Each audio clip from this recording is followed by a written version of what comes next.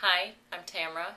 I came to Dr. Rubinstein, whom I like very much, who's very personable.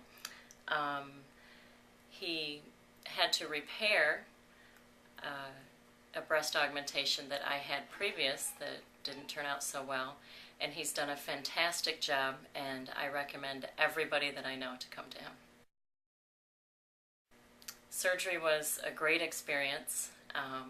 I had two surgeries, one in his private office in the hotel, which was very nice, comfortable, moved very smoothly. The second surgery I had was in the hospital.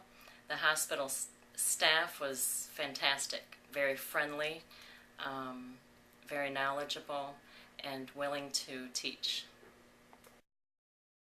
The results are great. Go see him. The first thing I said when I saw my breasts were they look like a 20-year-old's. And I would recommend him highly.